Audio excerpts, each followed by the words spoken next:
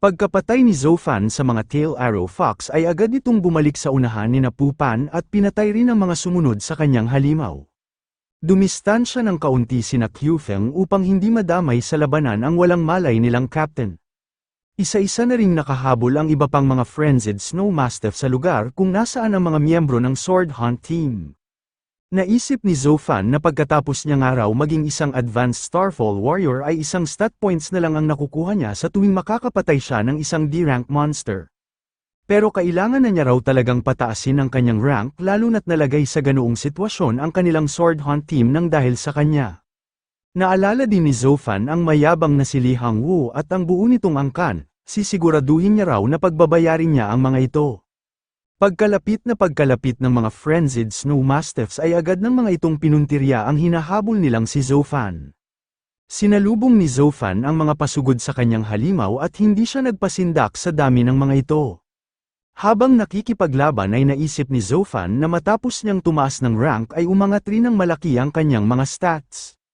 Ngayon nga raw na nasa tuktok na ng stats ng isang advanced Starfall Warrior ang kanyang strength at agility, napakadali na lang daw sa kanya na hiwain ang mga kalaban niyang halimaw na para lang siyang naghihiwa ng mga gulay. Kahit pa nga raw makaharap niya ulit ngayon ang nakalaban niya noon na Moonblade Stilfer Wolf King ay hindi na rin daw siya mahihirapang manalo. Sa lakas ng ating bida ay nagtataka na si Pupan kung si Zofan ba raw talaga ito. Sinabi naman ni Kyufeng na hindi niya raw akalain na ganoon pala ang totoong lakas ni Zofan. Ang mga frenzied Snow Mastiffs ay kilala na mga mapaghiganting halimaw. Nagbabaon ang mga ito ng malalim na puot sa sinumang pumatay sa kanilang mga kauri. Lalong-lalo na ang galit ng isang novice warlord rank frenzied Snow Mastiff. Titigil lang ito sa paghihiganti kapag patay na ang kanyang ginantihan o kaya naman ay patay na ito. Sinabi ni Zofan sa kanyang mga kasamahan na kailangan daw nilang umatras at umakyat ng pader. Hindi nga raw sila maaaring makipaglaban ng harapan sa isang monster wave lalo na't baka dumating na rin doon ang novice warlord rank na frenzied Snow Mastiff. Kinuha ni Zofan ang walang malay nilang captain upang siya na ang bumuhat dito paakyat sa mataas na bangin. Nakasunod din sa pag-akyat niya ang kanyang mga kagrupo na sina Kyufeng at Pupan. Hindi na nakasunod pa ang mga frenzied Snow Mastiffs nang dahil sa taas ng bangin na inakyat ni Zofan. Sa taas ay ginamot ni Zofan at Pupan sina Xinjian at Kyufeng. Sinabi ni Zofan na mabuti na lang daw at hindi matindi ang tinamo ng mga itong pinsala. Sinabi rin ni Pupan na mabuti na lang daw at naagapan nila ito ng maaga. Habang nakatingin sa walang malay niyang captain ay naisip ni Zofan na siya nga raw ang may kasalanan kung bakit nalagay sa ganoong sitwasyon ang kanilang grupo. Naisip ni Zofan na gagawin niya nga raw ang lahat para magantihan at mapabagsak niya ang angka ng Li family. Napansin ni Kyufeng ang pagkabahala sa mukha ni Zofan kaya sinabihan niya ito na wag daw nitong sisihin ang kanyang sarili. Wala raw itong kasalanan sa nangyari, matagal na raw talagang hindi maganda ang samahan ng kanilang mercenary guild sa angka ng Li family. Itinatago nga lang daw ng bawat kampo ang kanilang mga pag-aaway para hindi ito kumalat sa iba. Nagsalita rin si Pupan at sinabi na ang hindi niya lang daw talaga akalain ay magagawang magtraidor sa kanila ni Ganchi. Sinabi ni Pupan sa kanyang Uncle Feng na wag daw itong mag-alala, kapag nga raw nakabalik na sila ay agad niya itong ipapaalam sa kanyang ama upang maipaghiganti ng kanilang guild ang nangyari sa kanila ngayon. Habang pinapakalma ni Kyufeng si Pupan ay nagpasalamat ito kay Zofan sa pagliligtas nito sa kanila. Talagang marunong nga raw itong magtago ng totoo nitong lakas. Nagtanong din si Kyufeng kung ang totoo ba raw rank ni Zofan ay Advanced Peak Starfall Warrior. Napatanong din si Pupan kung itinago lang ba raw talaga ni Zofan ang tunay nitong lakas. Sumagot naman si Zofan na wala pa naman daw siya sa Advanced Peak, medyo malayo pa raw siya para marating yun. Ang lakas nga raw na napapansin ng mga ito ay nang dahil sa mas mabilis lang daw niyang natututunan ang kanyang mga combat skill cultivation. Ang kanya nga raw Willow Blossom Flash ay nasa level na ng perfection, at ang kanya namang Shadow Flash Blade ay malapit nang umabot sa partial level. Nagulat ang dalawa matapos marinig ang paliwanag ni Zofan. Sinabi ni Pupan na wala pa nga raw isang buwan noong matanggap ni Zofan ang skill nito na Shadow Flash Blade, kahanga-hanga nga raw na halos aabot na pala agad ito sa partial level. Bukod sa pisikal na pangangatawan at kagamitan ng isang Starfall Warrior, Nakadepende rin ang lakas ng isang pag-atake ng isang tao sa taas ng level ng isang combat skill. Sa mga karaniwang Starfall Warrior, ang pagpapataas ng level ng isang combat skill ay higit na mas mahirap kaysa sa pagpapalakas ng pisikal na pangangatawan. Sinabi ni Kyufeng na totoo nga raw ang kasabihan na laging may lalabas na mas mahusay at mas magaling kaysa sa kanila. Sinabi rin ni Kyufeng na kapag nga raw napaabot niya sa perfection level ang isa sa kanyang mga i-rank combat skill, at isinama niya ito sa kanyang matibay na depensa, kahit pa nga raw siguro makaharap niya ang mutated frenzied snow mastiff ay wala itong magiging laban sa kanya.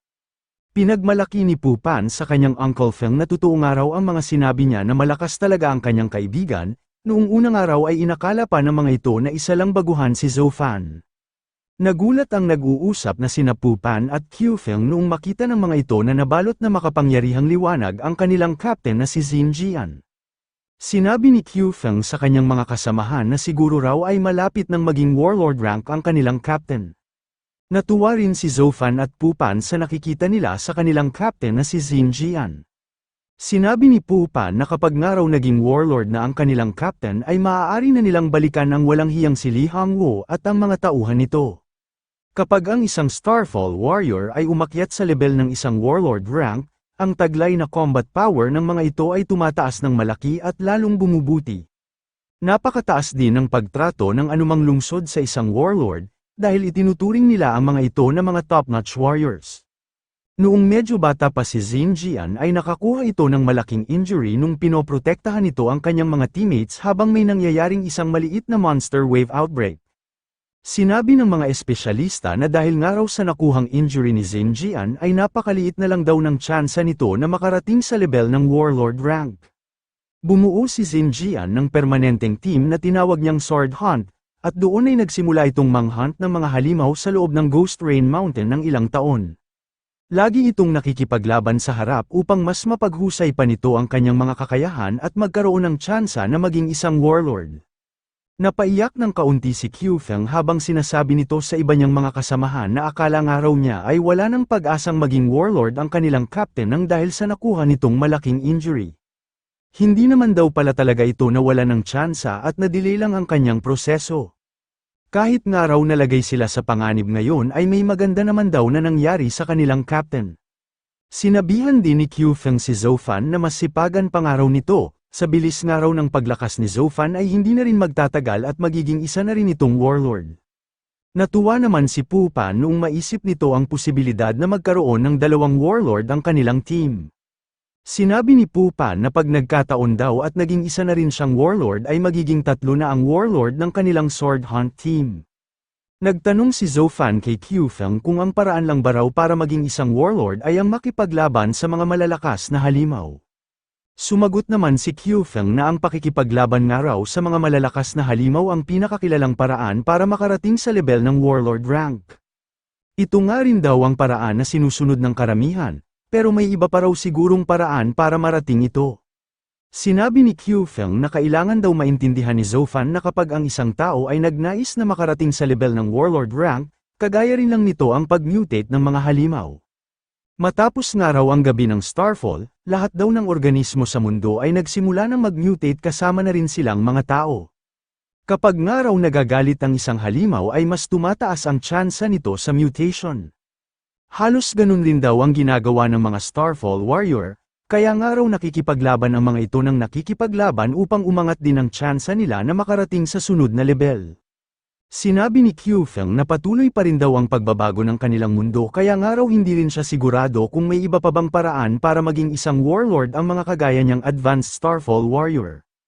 Napaisip si Zhou Fan kung bibigyan ba raw kaya siya ng ideya ng kanyang War God system kapag umabot na sa 99 points ang lahat ng kanyang stats. Nakakapanghinayang rin daw na isa na siya ngayong advanced Starfall Warrior. Hindi na nga raw siya ngayon makakakuha ng 3 stat points kapag nakakapatay siya ng isang D-rank monster. Bumagsak nga raw ng malaki ang bilis niya ng pag-iipon ng mga unassigned stat points. Matapos ang ilang oras ay nagsimula ng sumikat ang araw. Nagulat sina Zhou Fan noong maramdaman ng mga ito na may mga halimaw na lumalapit sa kanila. Isa-isang tumigil sa himpapawid ang 3 lumilipad na halimaw. Nagtaka sina Zhou Fan kung bakit nga raw may mga eagle fox sa lugar na yun. Isa na naman daw malaking problema ang mga nakikita nilang halimaw. Habang papasugod ang tatlong Eagle Fox ay naisip ni Zoufan na mas mahirap nga raw labanan ang mga lumilipad na halimaw kaysa sa mga halimaw na nakikipaglaban lang sa ibabaw ng lupa. Inihanda ng mga miyembro ng Sword Hunt Team ang kanilang mga armas sa tatlong papalapit na halimaw. Nagulat si Zoufan noong makita nito na nilampasan lang siya ng mga halimaw at naghiwa-hiwalay ang mga ito sa tatlong direksyon. Kinabahan si Zoufan noong mapagtanto nito ang pinaplano ng mga halimaw. Mabuti na lang at malapit lang sina Qiufeng at Pu Pan para protektahan ang walang malay nilang captain. Sa bilis ng pag-atake ng tatlong Eagle Fox ay halos hindi na ito mapigilan ni Pu Pan. Nagmadali si Zoufan para tulungan ang kanyang mga kasamahan, pero bago pa man siya makalapit ay agad na ulit na lumipad ang tatlong Eagle Fox. Sinabi ni Zoufan na hindi niya nga raw akalain na uunahing puntiryahin ng mga halimaw ang sugatan nilang captain. Mukhang mahihirapan daw silang labanan ang mga ito. Sinabi ni Qiufeng na ang mga flying-type monster nga raw ay higit na mas mabilis kumpara sa ibang mga halimaw na may kagaya nitong rank. Bukod pa nga raw doon ay mayroon din ang mga itong malawak na paningin kaya napakahirap ng mga itong makalaban. Sinabi rin ni Qiufeng na mas malaki nga raw problema ang mga kalaban nilang D-rank Eagle Fox dahil sa mga mauutak na halimaw ang mga ito at hindi umaatake ng mag-isa. Nagbigay ng mungkahi si Pu Pan na kailangan nga raw nilang maghanap ng kuweba o kahit na anumang masikip na lugar. Mahihirapan nga raw silang labanan ang mga Eagle Fox dahil sa lawak ng nililipadan ng mga ito. Sinabi ni Qiufeng na gaya nga raw ng sabi niya, ang pinaka-nakakainis na katangian ng mga Eagle Fox ay ang pag-atake ng mga ito ng magkakagrupo.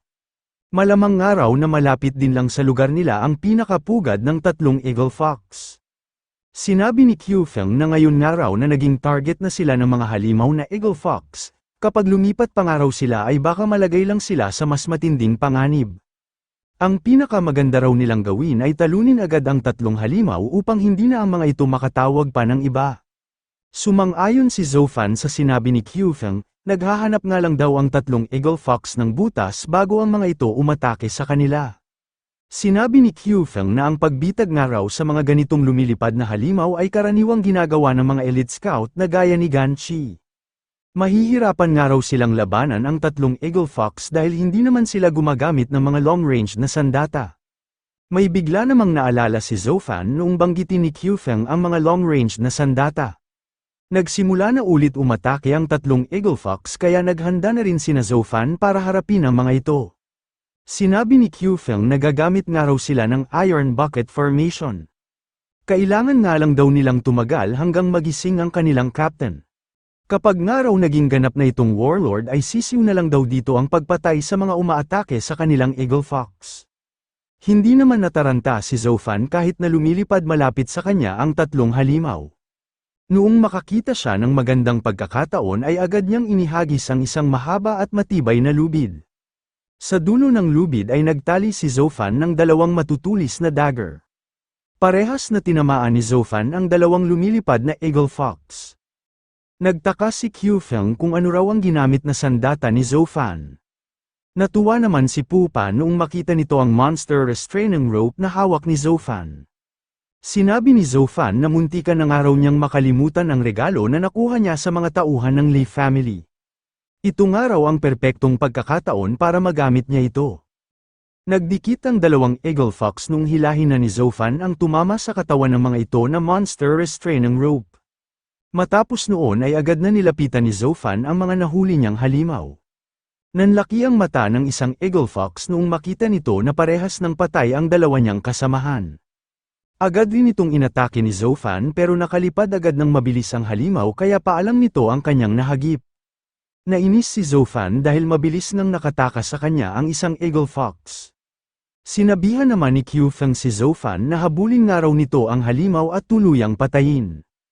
Isa nga rin daw sa mga mapaghiganting halimaw ang mga Eagle Fox, kapag nga raw nakarating ito sa malapit na pugad at nagtawag pa ng ibang halimaw ay magiging iyon na raw ang kanilang katapusan.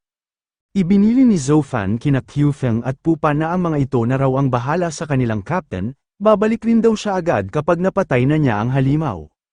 Kahit malayo na ang sugatang Eagle Fox ay naabutan pa rin ito ni Zoufan. Naisip ni Zofan na hindi na rin daw magtatagal at mapipilitang pumanaog ang Eagle Fox dahil sa labis na pagkawala nito ng dugo. Kapag pababa ng araw ito ay gagamitin niya agad ang tilim na inilagay niya sa dulo ng monster restraining rope.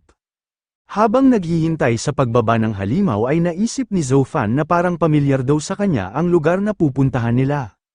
Nakita ni Zofan na pababa na ang sugatang Eagle Fox kaya naisip niya na ito na ang tamang pagkakataon. Agad na inihagis ni Zofan sa direksyon ng sugatang Eagle Fox ang dala niyang monster restraining rope. Natumbok ni Zofan ang halimaw at lumampas sa ulo nito ang dagger na nakalagay sa inihagis niyang lubid. Naisip ni Zofan na kahit nga raw matagal na siyang hindi gumaganap na scout dahil isa na siya ngayong main attacker ay hindi pa rin daw nawawala ang tukoy niya sa pagpuntirya. Napaisip si Zofan kung sa loob ba raw ng kuweba nakalagay ang pugad ng mga Eagle Fox. Palihim na sumulyap si Zofan sa loob ng napuntahan niyang kuweba. Pagkakita niya sa mga halimaw at sa buong lugar ay doon niya napagtanto na ito rin pala ang kuweba na napuntahan niya noong kakamatay pa lang ng nakalaban nilang Moonblade Steelfur Wolf King. Kaya raw pala nung umpisa pa lang ay parang pamilyar na nga raw sa kanya ang dinaanan niyang lugar. Napaisip si Zofan kung ano na raw kaya ang nangyari sa nakakatakot na aura na naramdaman niya noon. Marahil nga raw ay wala na doon ang malakas na halimaw na nagpapalabas nito.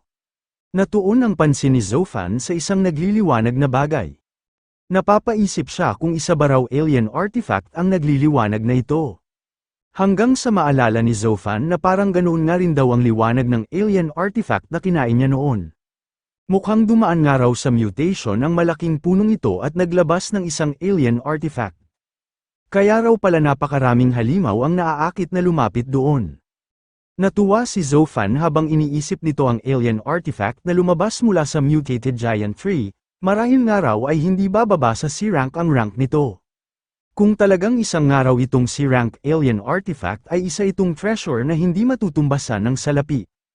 Naisip ni Zofan na sa kasalukuyan niya raw na lakas ay magagawa na niya sigurong lumapit sa nakikita niyang liwanag upang makumpirma niya kung isa nga itong alien artifact. Napalingon ang dalawang Eagle Fox sa direksyon kung saan nagmumula ang mga lumilipad na balahibo. Lumapit ang dalawang Eagle Fox sa bungad ng kuweba upang tingnan kung saan ito nanggagaling. Noong malapit na ang dalawang Eagle Fox ay agad naman itong inatake ni Zofan gamit ang tilim na nilagay niya sa dulo ng monster restraining rope. Naisip ni Zofan na ngayon nga raw napatay na ang dalawang halimaw na nagbabantay sa kanyang posisyon, maaari na raw niyang tingnan kung ano ba talaga ang nakikita niyang nagliliwanag. Inihagis ni Zofan ang dala niyang monster restraining rope sa isang sanga ng puno. Pagkapulupot ng lubid ay ginamit na ito ni Zofan para mabilis siyang makarating papunta sa mutated giant tree. Naisip ni Zofan na malaking araw ang pakinabang niya sa gamit niyang monster restraining rope.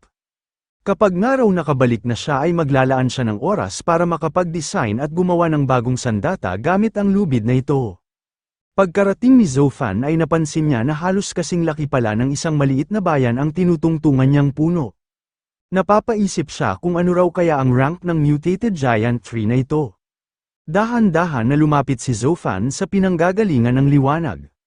Huminto lang siya ng paglapit noong makita na niya ito ng malinaw. Doon ay nakita ni Zofan ang isang bagay na nagliliwanag ng kulay berde. Tama nga raw pala ang naging hula niya, isa nga itong C-rank alien artifact.